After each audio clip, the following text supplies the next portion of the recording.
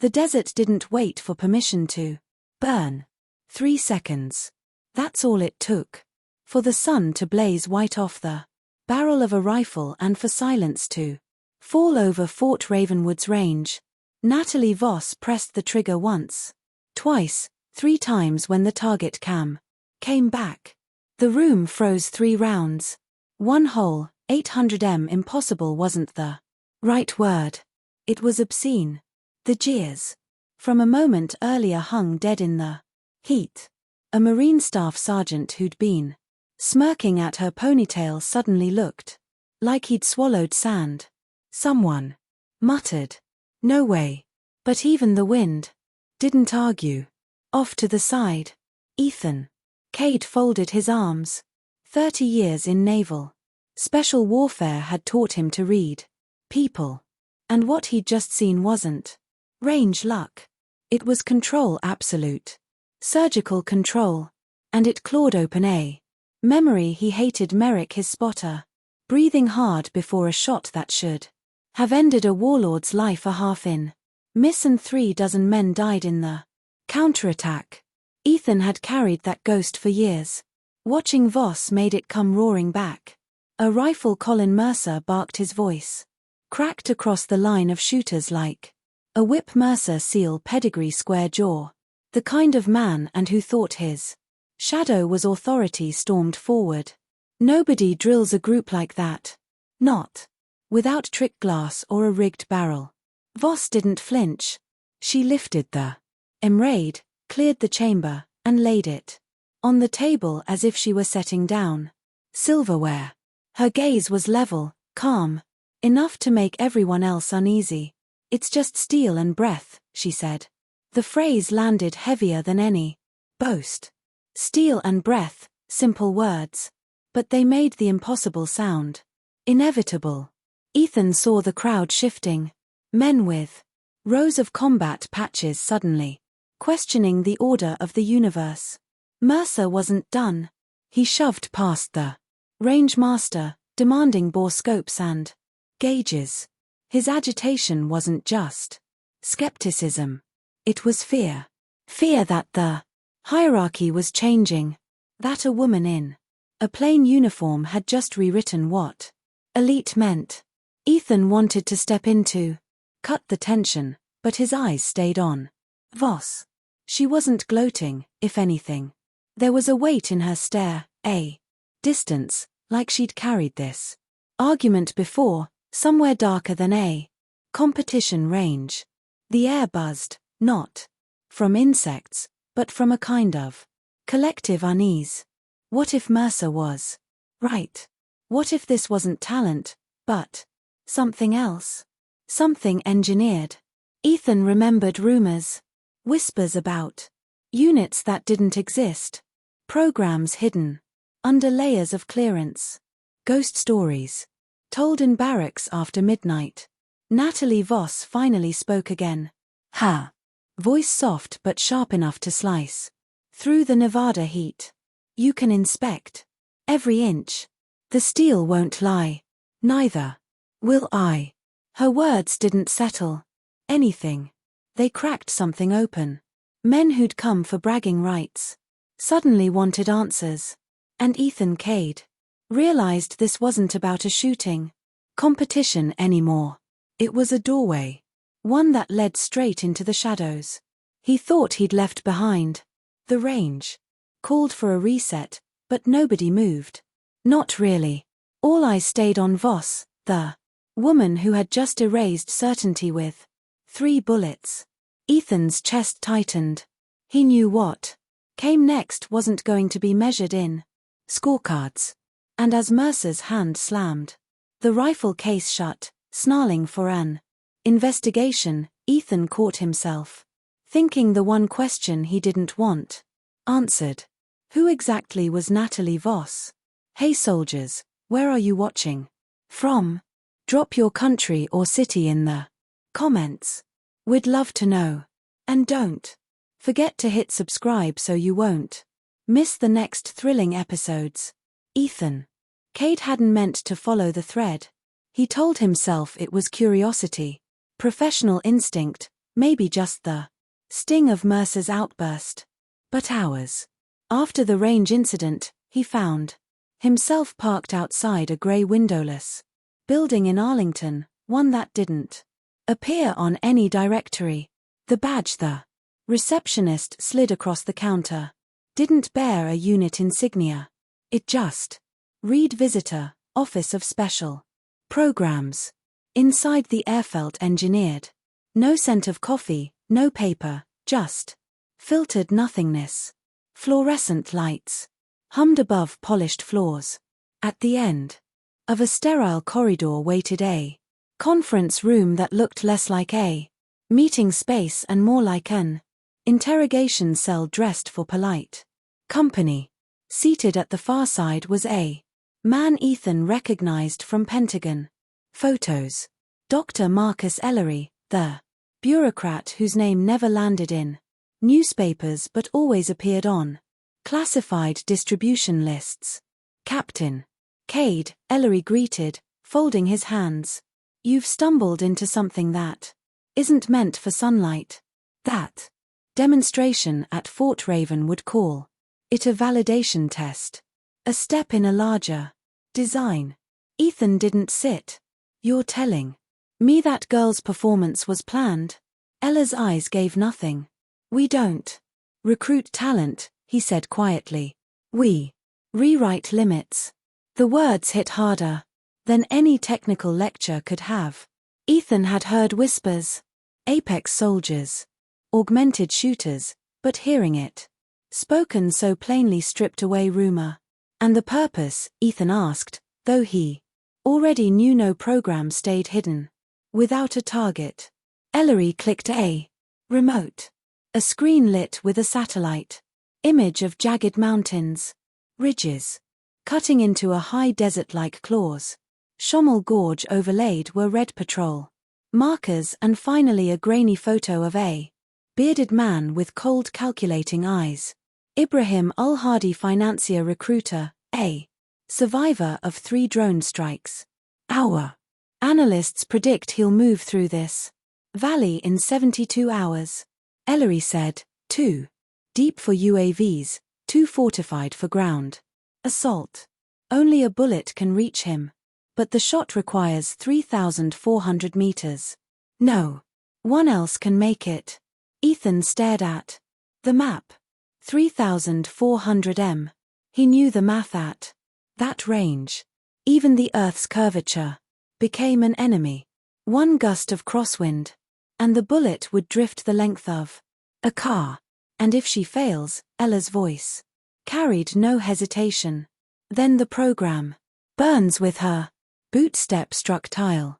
General Ross Talbot entered. His presence sharp as barbed wire. His chest was heavy with ribbons civilians couldn't decode. Voss is prepping, Talbot said. But Mercer is already stirring trouble. If he pushes too far, he could wreck this mission before it begins. We need you steady, Kade. If she's the real thing, we need a witness we can trust. Ethan lowered into a chair, pulse refusing to ease. He wasn't here to endorse a program. He was here because he couldn't walk away. Merrick's ghost had haunted him too long, watching Voss. He'd seen a chance at redemption. Or damnation. His gaze returned to Al-Hadi's photo. Then to Tolbert. You're asking me to decide if she's a soldier or something else. Talbot didn't answer. The silence was worse. And Ethan knew if Mercer was right. If this was smoke and mirrors, then Natalie Voss wasn't just holding a rifle. She was holding the weight of a war. Ethan Kade hadn't meant to follow the thread. He told himself it was professional instinct, maybe just the sting of Mercer's outburst. Yet, hours after the range incident, he was parked outside a grey windowless building in Arlington. One that existed only for those who knew where to look. The badge the receptionist slid across the counter didn't bear insignia, just Visitor, Office of Special Programs. Inner side. The air felt engineered sterile. Odorless, humming with fluorescent restraint. The conference room at the end of the corridor looked less like a meeting space than a holding cell. Dressed in polite furniture. Waiting. There was Dr. Marcus Ellery, the quiet bureaucrat whose name appeared only on distribution lists marked eyes only. Captain Kade, Ellery said, hands folding neatly. That shot at Fort Ravenwood. Consider it a validation. Proof the design holds. Ethan didn't sit. Design. Ellery's smile was thin. What you witnessed wasn't chance. Task force. Ghost doesn't select operators. We refine them. Push past limits most people don't even believe exist. He left the details. Biochemistry, neural training, ballistics dangling in the air like hooks. Enough to suggest depth. Enough to unsettle. A remote clicked. The wall lit with a satellite image of jagged mountains. Ridges clawing through. High desert. Shamal Gorge. Red icons. Marked patrols. Finally, a photo. Ibrahim al-Hadi, a financier recruiter. Ghost who had outlived 3 drone strikes. He'll pass through here in 72 hours. Ellery said, too deep for air power, too fortified for teams. Only a bullet can reach him. 3,400 m. No one can make that shot except Voss. Ethan's pulse ticked. At that distance, even the Earth's curve turned traitor. A whisper of wind could drift a bullet a car's length. And if she fails, Ella's expression didn't shift.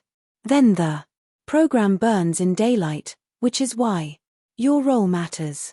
You'll observe. You'll confirm viability. Boot struck.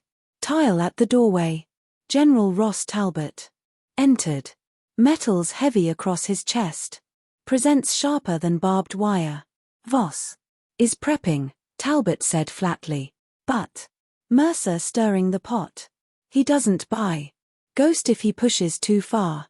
He could fracture this mission before it breathes. We need you steady, Kade. We need a witness. For a moment, Ethan thought of Merrick, his old spotter. The one miss that had cost lives he still carried. Watching Voss felt like standing at that edge again. Redemption. Or ruin. He lowered into the chair.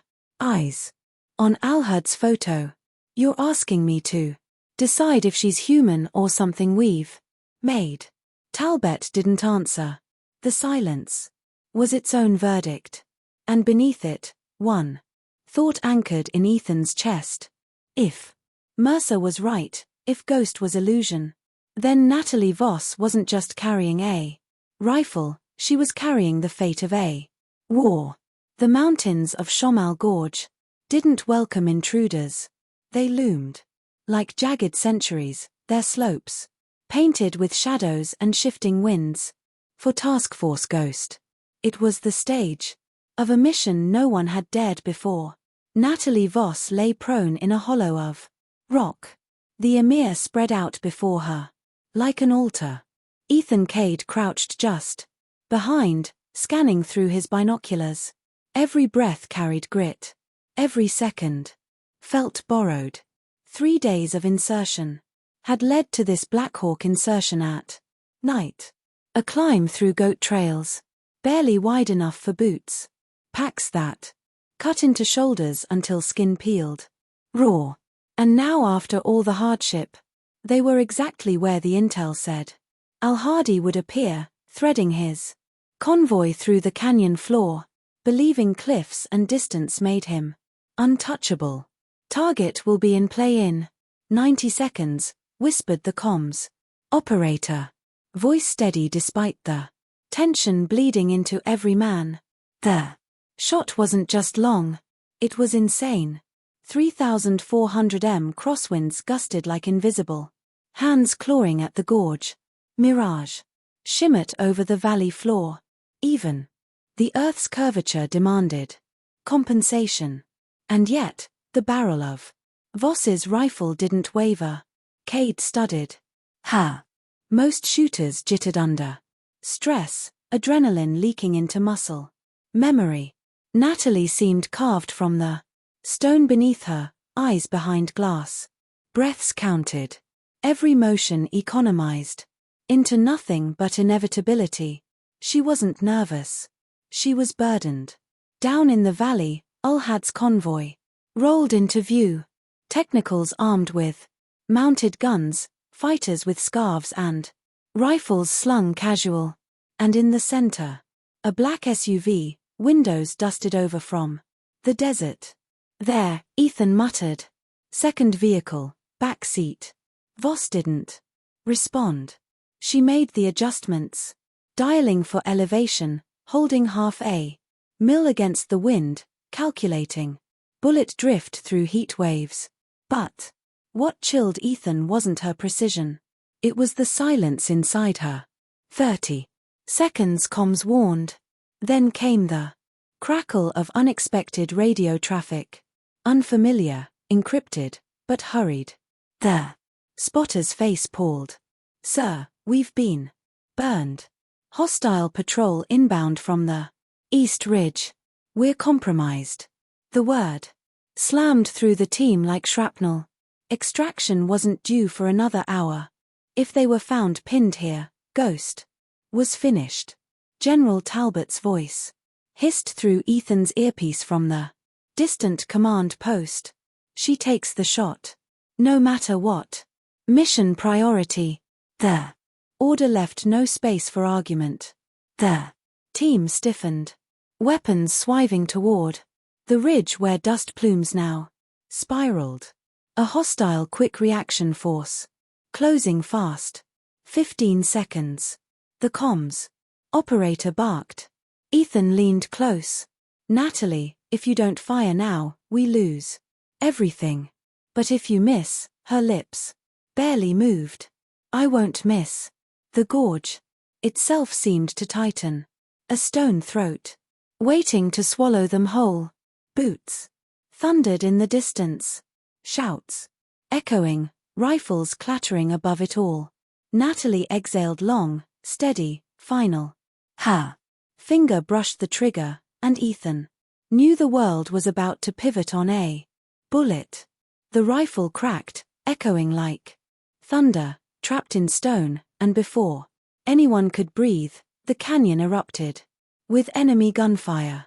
The bullet reached the valley before sound did through her scope.